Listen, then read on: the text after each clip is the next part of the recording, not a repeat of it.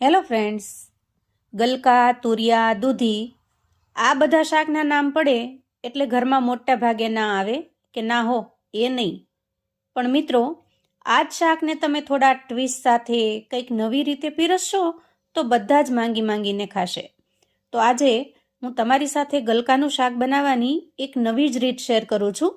એકદમ ચટપટા મસાલા સાથે યુનિક રીતથી બનતું આ શાક નાના મોટા સૌ આંગળા ચાટીને ખાય એટલું સ્વાદિષ્ટ બને છે. તો ચાલો રીત જોઈ લઈએ. સૌથી પહેલાં આપણે જરૂરિયાત મુજબ ગલકા લઈશું. અહીંયા અંદાજે મેં 400 ગ્રામ જેટલા ગલકા લીધા છે. ગલકાને આપણે એકદમ સરસ રીતે ઘસી ધોઈ અને ચોખ્ખા કરી લેવાના છે, જેથી એના ઉપર જે કાંઈ અશુદ્ધિ કે ધૂળ માટી કચરો હોય એ નીકળી જાય. ત્યાર પછી ગલકાની આગળનો જે સાઈડનો ભાગ છે એને આપણે ચાકુની મદદથી કટ કરી લઈએ અને એ જ રીતે પાછળના ભાગને પણ કટ કરી લઈશું.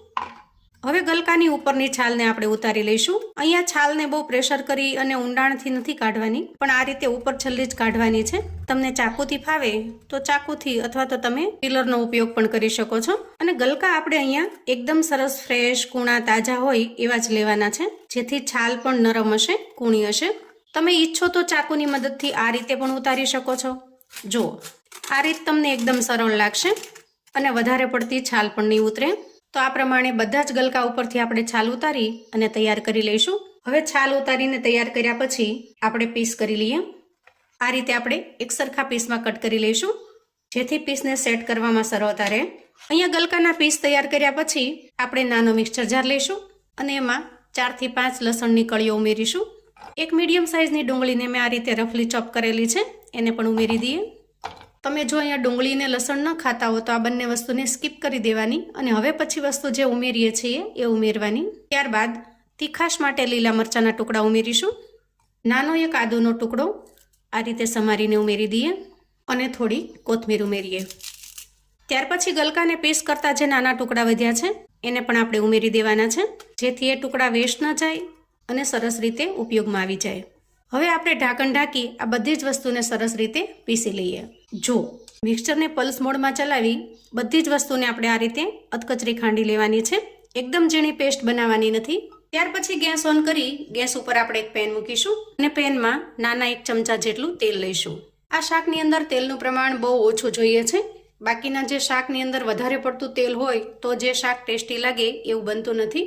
ઓછા તેલની અંદર પણ ખૂબ જ ટેસ્ટી અને સ્વાદિષ્ટ બને છે. જુઓ, અહીંયા તેલ થોડું ગરમ થયું છે એટલે મેં અડધી ચમચી જેટલું આખું જીરું ઉમેર્યું છે અને થોડી ચપટી હિંગ ઉમેરીશું. હવે તેલ થોડું ગરમ થાય, જીરું થોડું સતળાઈ જાય એટલે આપણે તૈયાર કરેલી અધકચરી પેસ્ટ ઉમેરી દઈએ.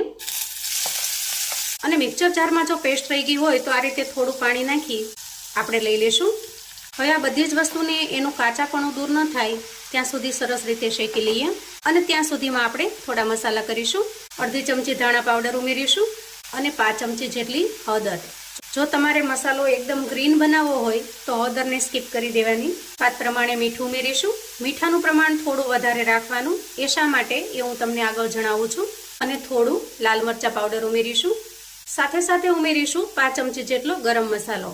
ગરમ મસાલો ઉમેરવાથી ટેસ્ટ એકદમ સરસ મસ્ત રેસ્ટોરન્ટ જેવો આવે છે, પણ જો તમે ગરમ મસાલો ખાવાનું એવોઇડ કરતા હો તો સ્કીપ કરી દેવાનું. હવે આ બધા જ મસાલાને સરસ રીતે મિક્સ કરી લઈશું. ત્યાર પછી એમાં 1 ચમચી જેટલો ચણાનો લોટ ઉમેરીશું અને 1 ચમચી શિંગદાણાનો ભૂકો ઉમેરીશું અને બંને વસ્તુને સરસ રીતે મિક્સ કરી લઈશું. તો અહીં આપણો ખૂબ જ સ્વાદિષ્ટ એવો મસાલો બનીને તૈયાર થયો છે. ગેસની ફ્લેમને હવે બંધ કરીશું અને મસાલાને થોડી વાર માટે ઠંડો થવા દઈશું. મસાલો સરસ રીતે ઠરે છે ત્યાં સુધીમાં આપણે ગલકાના પીસ લઈએ અને આ રીતે વચ્ચે ચીરો લગાવી દઈએ.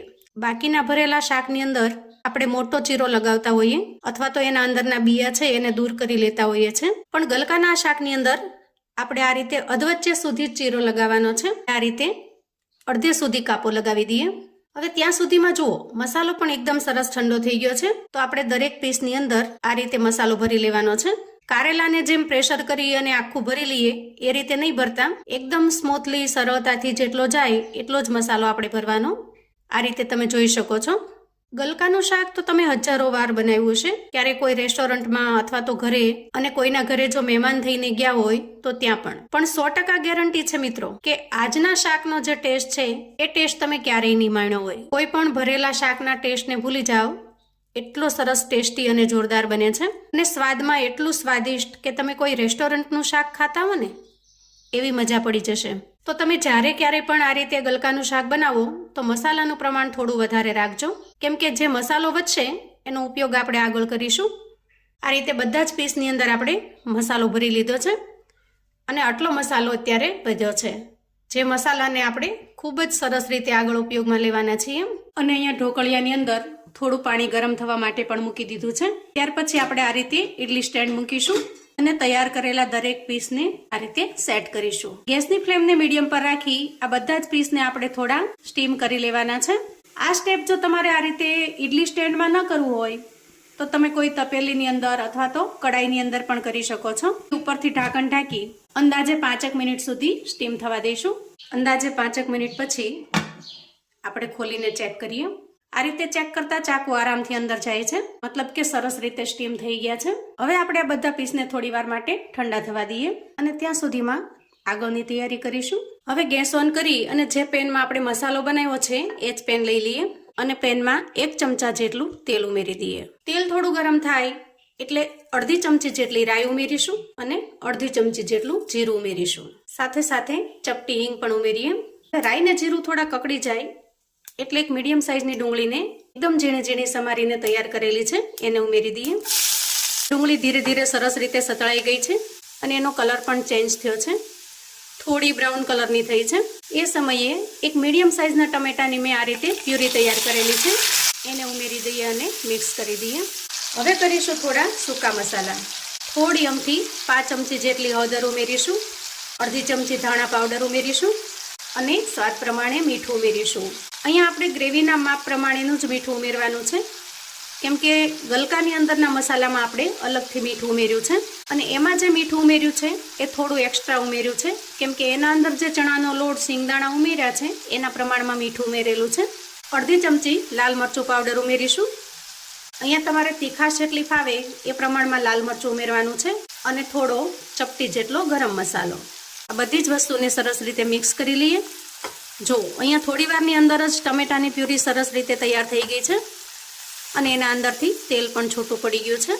આ શાકની અંદર ગ્રેવીનું પ્રમાણ થોડું ઓછું હોય છે અને તો જ આ શાક ખાવામાં તમને ટેસ્ટી લાગે છે. અહીંયા ટમેટાની ગ્રેવી તૈયાર થઈ જાય એટલે ગલકા ભરતા જે મસાલો વધ્યો છે એ મસાલાને ઉમેરી દેવાનો અને જ્યારે પણ બનાવો થોડો મસાલો આ રીતે વધારે જ બનાવવાનો, જેથી તમે ગ્રેવીમાં ઉમેરી શકો.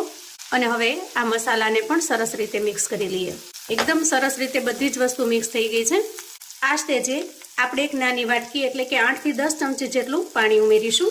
અહીંયા પાણીનું પ્રમાણ આપણે 8 થી 10 ચમચી એક નાની વાટકી જેટલું જ રાખવાનું છે. ત્યાં સુધીમાં જુઓ અહીંયા ભરેલા ગલકા પણ એકદમ સરસ ઠંડા થઈ ગયા છે, તો એને ગ્રેવીમાં સેટ કરી દઈએ અને ઢાંકણ ઢાંકી અંદાજે 2 મિનિટ સુધી સરસ રીતે થવા દઈએ. ઢાંકણ ખોલીશું અને સરસ રીતે મિક્સ કરી લઈશું. અહીંયા ભરેલા ગલકાનું એકદમ ટેસ્ટી એવું શાક બનીને તૈયાર થયું છે. ઉપરથી થોડી કોથમીર ઉમેરીશું અને સરસ રીતે મિક્સ કરીશું. આ રીતે ઓછી ગ્રેવીમાં તમને ગલકાનું શાક ખાવાની મજા પડી જાય એવું ટેસ્ટી બનશે. ગેસની ફ્લેમને આપણે અત્યારે બંધ કરીશું. તો અહીંયા તમે જોઈ શકો છો કે આપણે જે ગલકાને ભરીને તૈયાર કરેલું છે એ પીસ એકદમ આખો રહ્યો છે, ચાકુ અંદર સુધી જાય છે, મતલબ કે સારી રીતે સ્ટીમ થઈ ગયો છે, સારી રીતે ચડી ગયો છે. તો મોટા ભાગે ગલકાનું શાક આ રીતે તમે ક્યારેય ટ્રાય નહીં કર્યું હોય, એક વખત ચોક્કસથી બનાવજો, કેમ કે રોટલી, ભાખરી, પૂરી, પરાઠા કે ભાતની સાથે પણ આ શાક ખાવાની મજા પડી જાય એવું ટેસ્ટી બને છે. તો તૈયાર છે મિત્રો એકદમ નવી અને યુનિક રીતથી ભરેલા ગલકાનું શાક. જેને પણ ખવડાવશો ને સ્વાદમાં એટલું લાજવાબ છે કે તમારા વખાણ કરતા નહીં થાકે. તો મિત્રો આવું અવનવું જાણવા માટે અને મને સપોર્ટ કરવા માટે ચેનલ પર જો તમે નવા છો તો પ્લીઝ ચેનલને સબસ્ક્રાઇબ કરો. વિડીયો ગમે તો લાઈક અને શેર કરો. તમારા સગા સંબંધી મિત્રોને પણ આપણી આજની એકદમ અલગ રીતે બનાવેલા ગલકાના શાકની રેસિપી ચોક્કસથી મોકલી આપજો, જેથી એ લોકો પણ બનાવીને તૈયાર કરી શકે, એન્જોય કરી શકે અને એના પરિવારને પીરસી શકે. કોમેન્ટમાં મને ચોક્કસથી જણાવજો મિત્રો કે ગલકાનું આ નવી રીતે શાક બનાવવાની રીત તમને કેવી લાગી છે. ફરી મળીશું એક નવી રેસિપી સાથે. ત્યાં સુધી આવજો મિત્રો.